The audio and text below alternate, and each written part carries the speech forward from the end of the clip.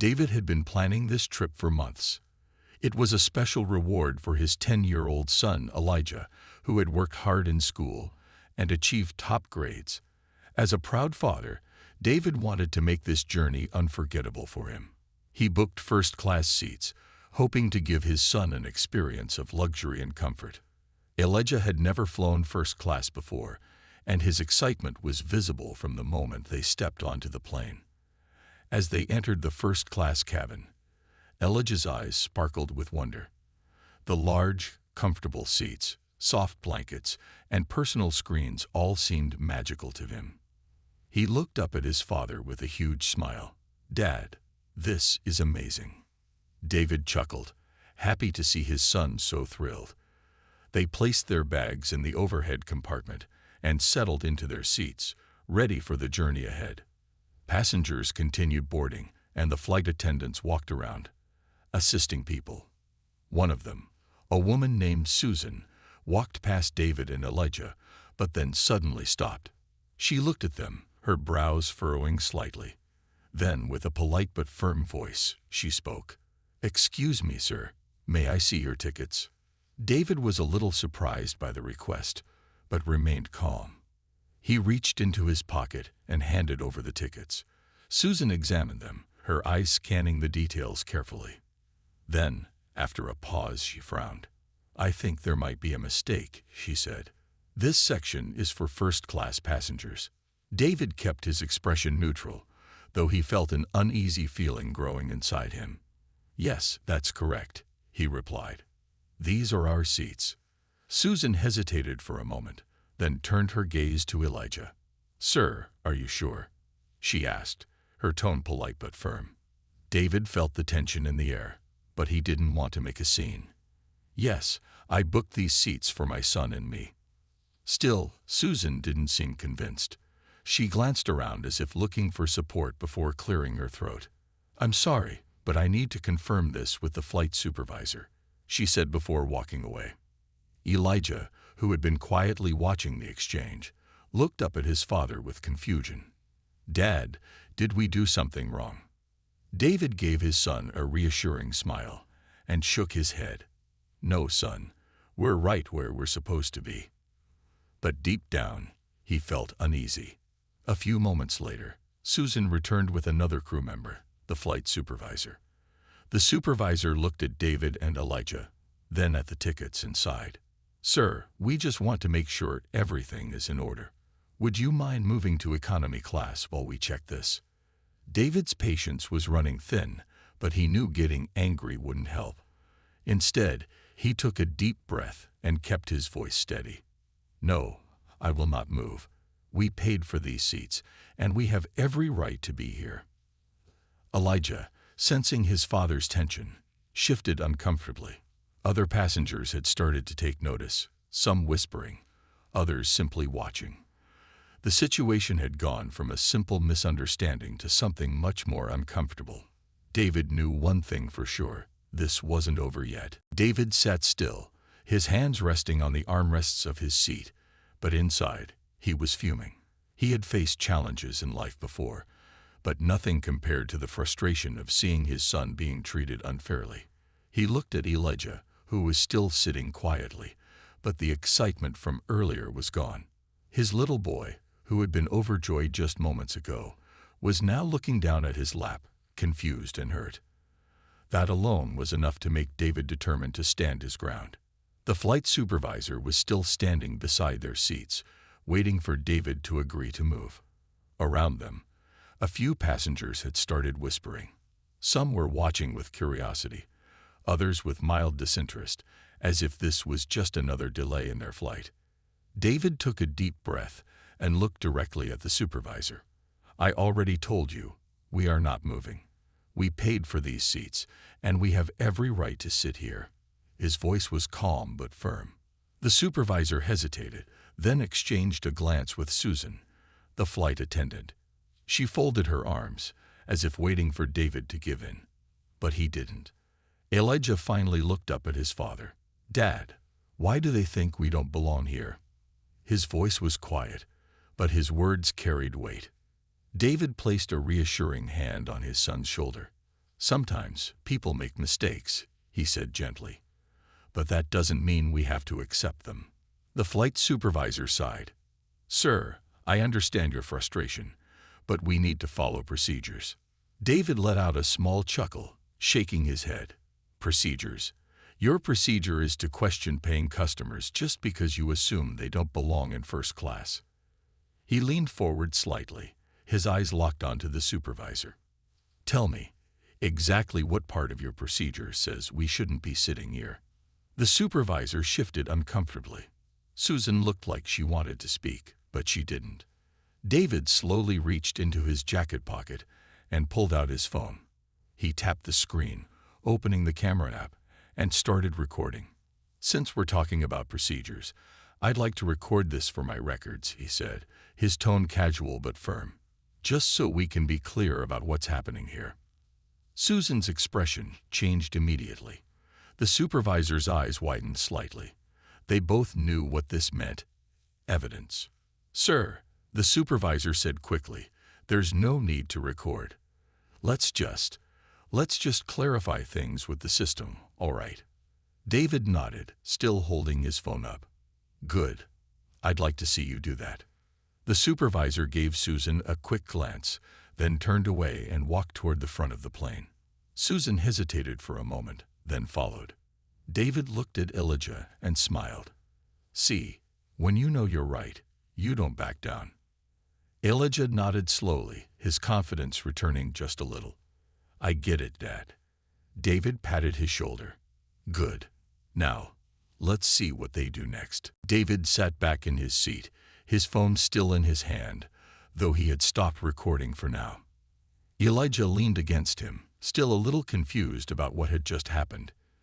David could see the questions in his son's eyes, but for now, he just wanted to reassure him. After a few minutes, Susan and the flight supervisor returned. This time, their expressions were different, less firm, more cautious. The supervisor cleared his throat before speaking. Sir, we checked the system, and it appears that your tickets are indeed valid for first class. David raised an eyebrow. Of course they are. I told you that already. The supervisor nodded quickly, as if trying to move past the issue. Yes, and we apologize for the misunderstanding. You and your son may remain in your seats. David didn't respond right away. Instead, he glanced at Elijah, who was watching everything closely. He knew his son was learning from this moment. He wanted to make sure Elijah understood that standing up for himself was important, but he also wanted him to see how people reacted when they were forced to admit they were wrong. Finally, David turned back to the supervisor. A misunderstanding. He repeated, his voice calm but steady. Or was it something else? Susan shifted uncomfortably, her hands clasped in front of her. The supervisor hesitated before responding. We truly didn't mean to offend you, sir. David nodded slowly. I see. Well, let me ask you something. How often do you check first-class tickets this closely?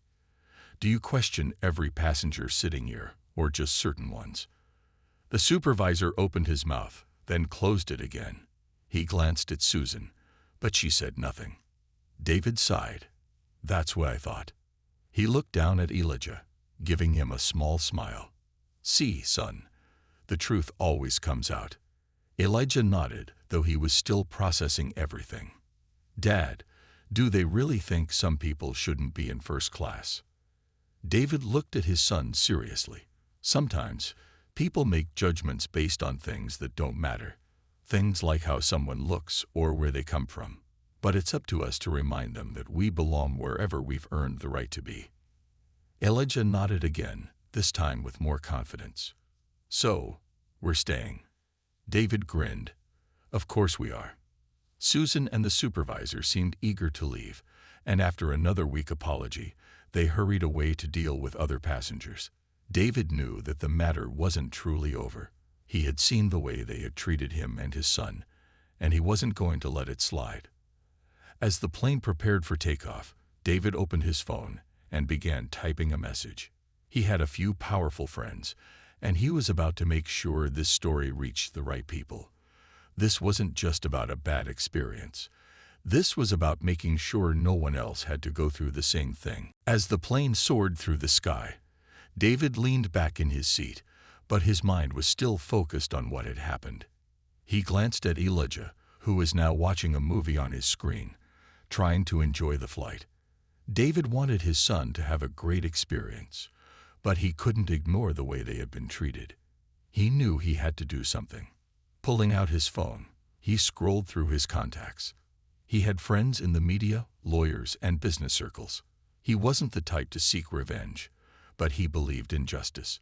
This wasn't just about him and Elijah. How many other people had faced the same situation and simply accepted it? How many times had this happened before? He started by sending a message to one of his close friends, Mark, who was a well-known journalist. "Hey Mark, something happened on this flight that you need to hear about. A flight attendant tried to remove my son from first class, even though we had the right tickets. I recorded everything. Let's talk when I land." Within minutes, Mark replied, "This sounds serious. Send me the details when you can. We might have a big story here." David smirked. He had a feeling the airline wouldn't like what was coming. Meanwhile, he also decided to file a formal complaint with the airline. He opened their website and started typing everything that had happened, making sure to include every detail: how the flight attendant had questioned their seats, how the supervisor had backed her up without checking first, and how they only admitted their mistake after he started recording. As he typed, Elijah glanced at him. "Dad, what are you doing?" David smiled at his son. "I'm making sure this doesn't happen again, not just to us, but to anyone." Elijah nodded slowly. "Is that why you recorded them?" "Yes," David said. "When people do something wrong, they don't always admit it unless you have proof. And when you have proof, they can't ignore you." Elijah thought about that for a moment. "So, what happens now?" David chuckled. "Now, we let the world know. And trust me, they're going to listen." By the time the flight landed, David had already forwarded the complaint to the airline's corporate office, sent the video to Mark, and messaged a lawyer he knew. He wasn't going to let this be swept under the rug. As they stepped off the plane, Susan avoided eye contact with them, but David noticed the nervous look on her face. She probably realized that she had made a mistake, but it was too late now. David put an arm around Elijah's shoulders as they walked through the airport. "You see, son, we didn't have to get angry or shout. We just had to be smart. And now, we're going to make a difference." Elijah smiled. "I like that." David grinned. "Good, because this is just the beginning." The moment David and Elijah stepped off the plane, David felt a new sense of determination. He wasn't just going to let this experience fade away. The airline needed to be held accountable, and people needed to know what had happened. As they walked through the airport, Elijah looked up at his father. "Do you think they'll get in trouble, Dad?" David thought for a moment before answering. "It's not about getting someone in trouble, son. It's about making sure people are treated fairly. What happened to us today was wrong. And if we don't speak up, it could happen to someone else tomorrow." Elijah nodded, seeming to understand. He had always looked up to his father, but now he was beginning to see that standing up for what was right didn't always mean arguing. It meant being smart and making sure the truth was heard. David checked his phone and saw a message from Mark, his journalist friend. "Send me the video. I'm already hearing stories about this airline doing things like this before." Without hesitation, David forwarded the video. He knew Mark had a strong reputation for exposing unfair practices, and if the airline thought they could ignore this, they were wrong. As they reached baggage claim, David's phone buzzed again. This time, it was an email from the airline. They had received his complaint and were offering him a sincere apology along with a travel voucher. David shook his head and showed the message to Elijah. "See this? They think giving us free tickets will make us forget what happened." Elijah frowned. "That's not fair. They should fix the way they treat people, not just give free stuff." David smiled proudly. "Exactly. And that's why we're not just taking their apology. We're going to make sure they actually change." He quickly typed a response. "Your apology is not enough. This is not about a voucher. It's about accountability. I will be sharing my experience publicly unless I see real steps taken to prevent this from happening again." After sending the email, David turned to Elijah. "Let's go home, kiddo. But trust me, this is far from over." That night, the video went viral. Mark had shared it on his news website, and within hours, it spread across social media. People from all over were commenting, sharing their own experiences, and demanding action from the airline. By morning, major news stations had picked up the story. Headlines read, "Father and son questioned in first class. Airline faces backlash." David's phone was flooded with messages. Some were from reporters asking for interviews, while others were from people thanking him for speaking up. Elijah watched in amazement. "Wow, Dad, you really made them listen." David put an arm around him. "Sometimes, the best way to fight back is with the truth, and when the truth is loud enough, no one can ignore it." He knew the airline would have to respond soon. But for now, he was just glad that his son had learned an important lesson. Never be afraid to stand up for what's right. The next morning, David woke up to find his phone flooded with notifications. The video of the flight incident had gone viral overnight. News channels were now reporting on it. Social media was filled with discussions, and people were sharing their own stories of unfair treatment on flights. It wasn't just about him and Elijah anymore. It had turned into a much bigger issue. Elijah walked into the kitchen, rubbing his sleepy eyes. "Dad, why is your phone buzzing so much?" David chuckled and handed his son the phone. "See for yourself." Elijah scrolled through the messages and comments. His eyes widened as he read aloud. "This is unacceptable. Airlines need to be held accountable." Another comment said, "I've had a similar experience. It's time for a change." David poured himself a cup of coffee and nodded. "People are paying attention now, son.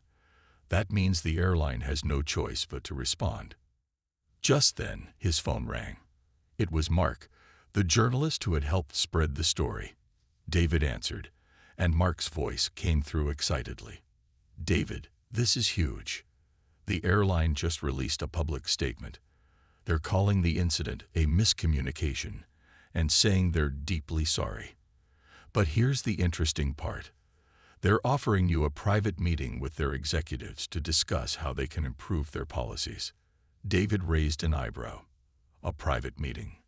Sounds like they just want to make this disappear quietly." "Exactly," Mark agreed. "But if you take the meeting, you can push for real change.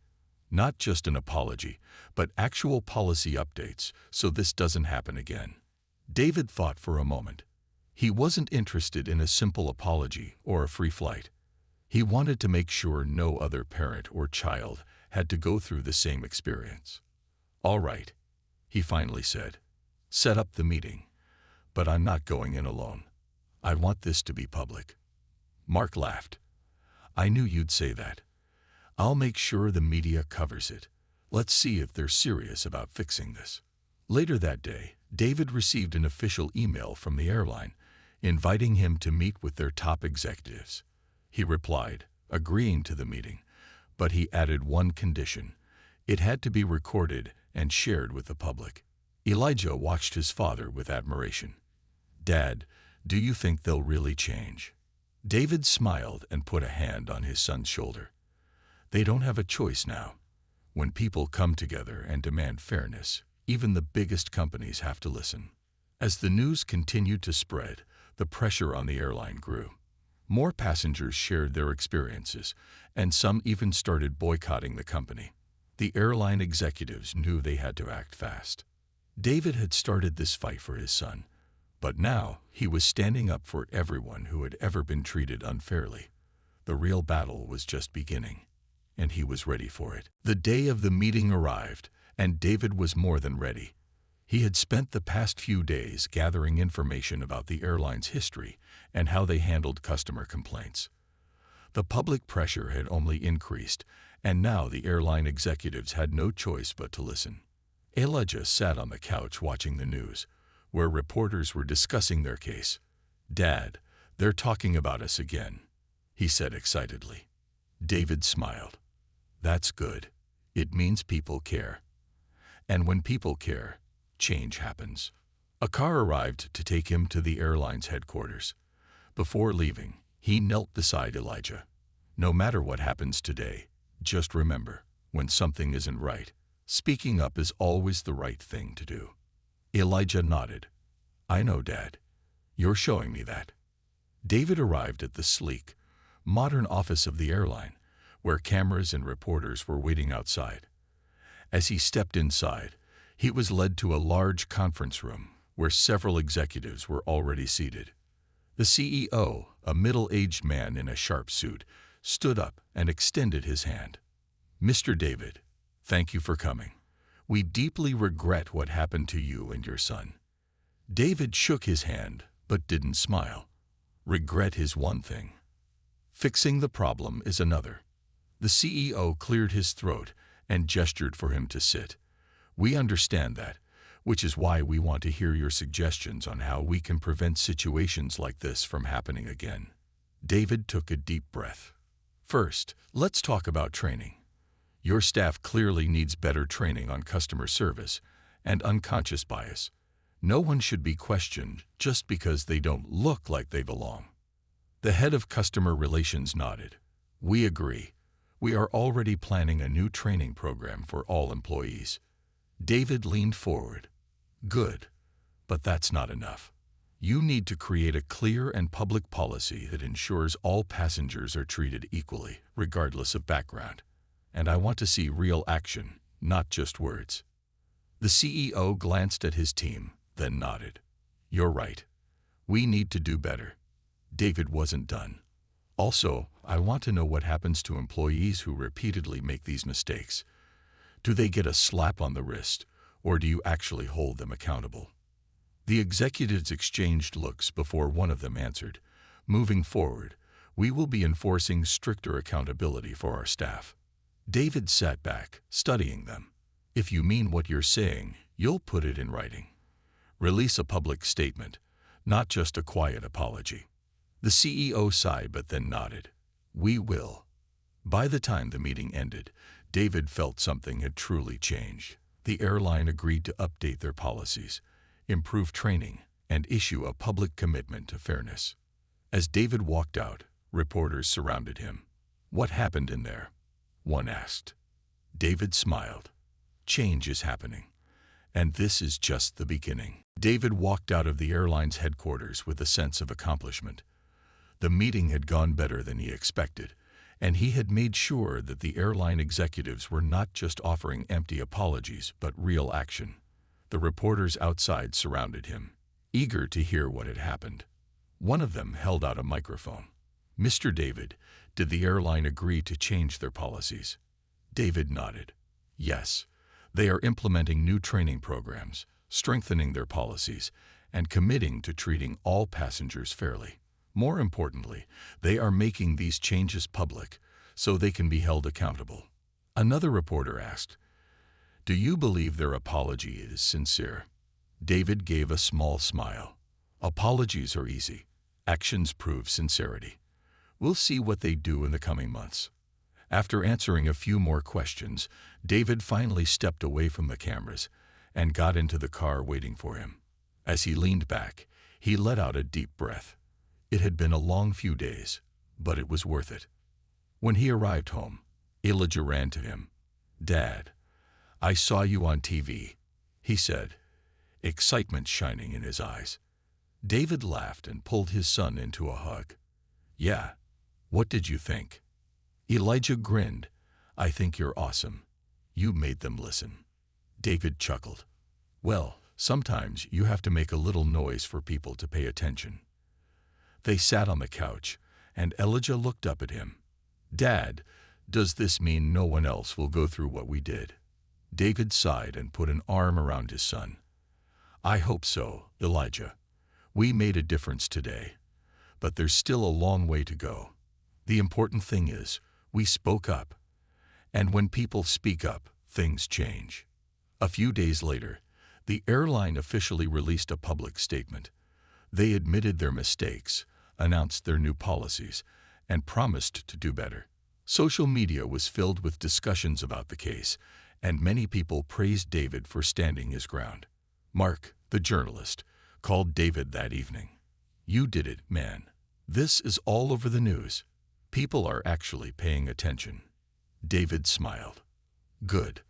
That means it wasn't just about us. It was about making things better for everyone." Later that night, as Elijah was getting ready for bed, he looked at his father.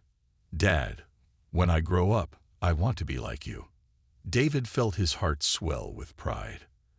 "And what does that mean, buddy?" Elijah smiled. "It means I won't be afraid to speak up when something is wrong." David ruffled his son's hair. "That's the best thing you could ever do." As Elijah drifted off to sleep, David sat back and reflected on everything that had happened. He hadn't just fought for his son.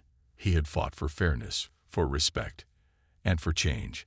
And he knew, deep down, that this was only the beginning of something much bigger.